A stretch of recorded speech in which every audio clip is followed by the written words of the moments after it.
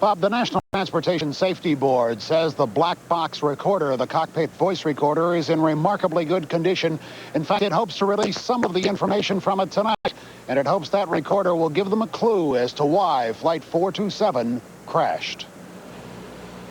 Oh, my God. It is the stunned reaction of most who have seen the crash site and the mutilated remains of the 132 people who were aboard USAir Flight 427. But what we saw up there were not people. It was just masses of raw flesh. It just sets you back and it freezes you, because never would you ever think that a human body or anything like that can be torn to shreds or something like that. You know, it's just devastating. It will be especially tough for the victims' families. But I could see that there was a man's shirt and a man's belt and part of the seat, but no identification of a person at all. Just the remains of what was a person. Officials say it will take days, maybe weeks, to recover all the victims, and it may be impossible to identify all of them. But it will take even longer for authorities to find out why the Boeing 737 nosedived into the Pennsylvania hills last night. We saw what they said was the biggest body part. You can't recognize it at all. And so these family members are not going to be able to, it's not going to be real for a long time. Some eyewitnesses reported hearing a boom before the plane fell from the sky. But the FAA had begun the job of bringing the wreckage or the victims back out of the forest. Daylight reveals the carnage that was USAir Flight 427. I had the opportunity to visit the site this morning, and it is not the kind of site, first of all, that you want to see. National Transportation Safety Board investigators say the crash site reveals no obvious answers to the mystery. What caused the sudden nosedive that killed 132 people? Investigators hope the black box and cockpit voice recorder will answer their questions. We do know that we have a good cockpit voice recorder. That is, it was not damaged so that the information is available to us.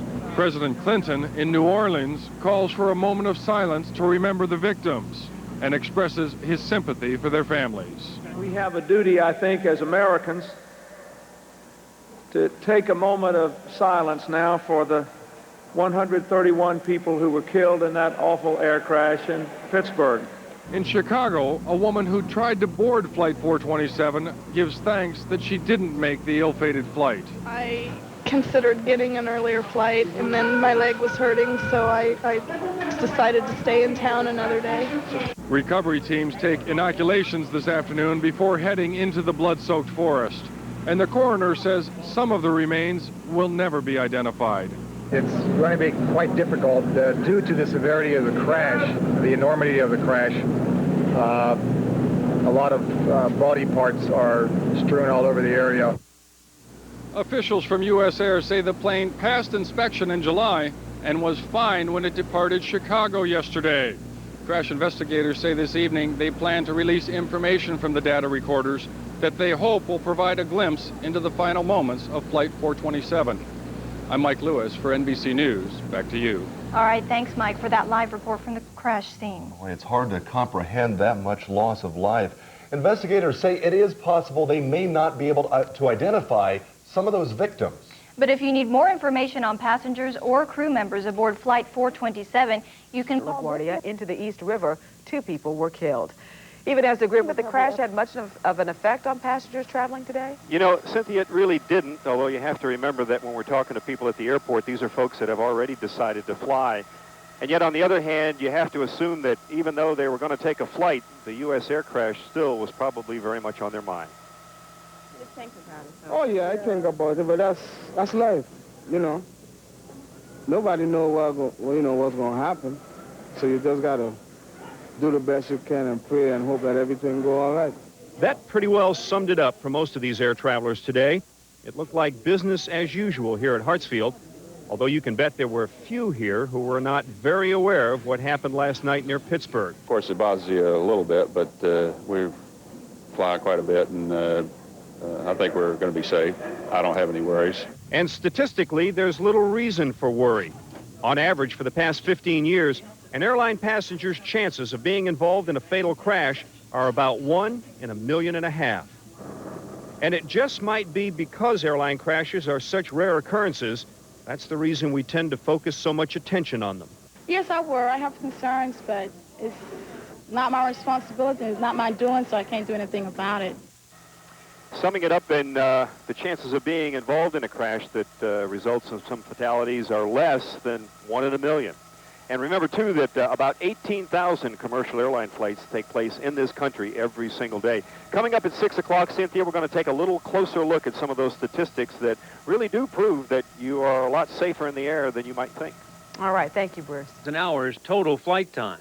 Both had more than 3,000 hours flight time in the 737. USAir, one of the nation's largest airlines, is in financial trouble. There have been cutbacks. But Schofield says cuts have not affected maintenance or safety. I fly my airline and our airline 4 or 5 days a week, and I feel very comfortable on USAir. I would feel comfortable with it with my family on board the airplane. I say this very sincerely. If I thought that USAir was an unsafe airline, I would put the entire fleet on the ground today until it was fixed. And reporters today asked Seth Schofield about the possibility of sabotage. There were some non-U.S. citizens on the plane. Schofield said he knew of no threat of sabotage. Jim, thank you very much. Among those who died in the crash of Flight 427 was a former University of Georgia dean. Dr. Richard Talbot was dean of UGA's Veterinary Medicine School from 1968 until 1974. He is survived by his wife and 2 children. As we have noted, this is the 5th fatal U.S. air crash in 5 years, and the company insists there is no common thread to the accidents. On July 2nd, USAir Flight 1016 crashed at the Charlotte airport while trying to land in a thunderstorm. 37 people were killed, 20 survived. Investigators believe the pilot switched radio frequencies just seconds before air traffic controllers issued a wind shear alert. In March of 1992, a USAir jetliner crashed in a snowstorm at LaGuardia Airport in New York City. 27 people died. In February of 1991, a USAir jet and a commuter plane collided on a Los Angeles airport runway.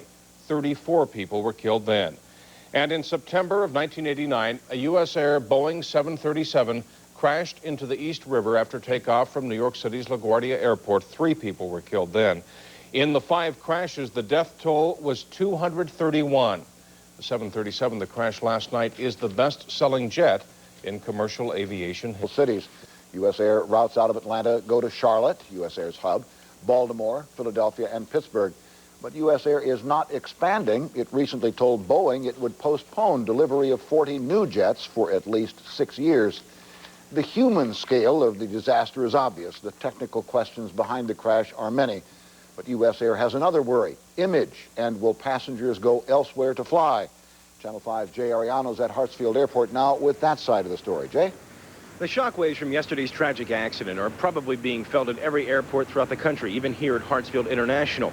One of the first things you're greeted by when you come to the airport are the sky cabs. They're the people who will come to your car and offer to take your bags inside so you don't have to go to the ticket counter.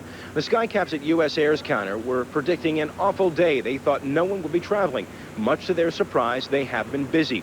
Even with this steady business, some travelers that are here today tell us because of yesterday, they're still pretty scared of flying.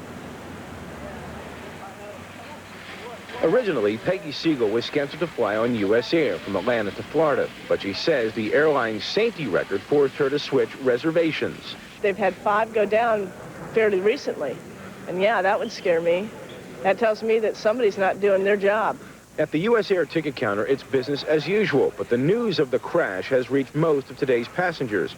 Some travelers, like Terry Briscoe, don't seem to mind and think the airlines are still very safe. I haven't really paid it that much mind. No problem at all. I also know probably flying is probably one of the safest way to go anyhow. I mean, this thing just happened.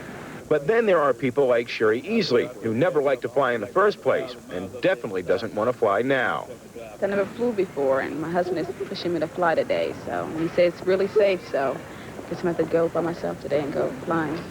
Even after what happened yesterday. Common thread among all the people that we talked to today, even though they were afraid to fly and they were skeptical about USAir, they said to us that still in their minds, flying is the safest way to travel. Reporting live from Hartsfield International Airport, I'm Jay Ariano, Channel 5 Eyewitness News. All right, Jay, thanks. Let's sum up for now what we know about the crash of USAir Flight 427. 132 people, passengers and crew, died in the crash last night. It happened as the 737 aircraft approached the Pittsburgh airport. The plane's flight recorder has been recovered. Investigators still do not know what went wrong. Now, there will be more crash coverage later on Eyewitness News at 5:30. Is there anything you can do in an airplane emergency? We're going to review some things that could save lives. Then at 6, this plane crash is just one of many for USAir. As we have noted, we are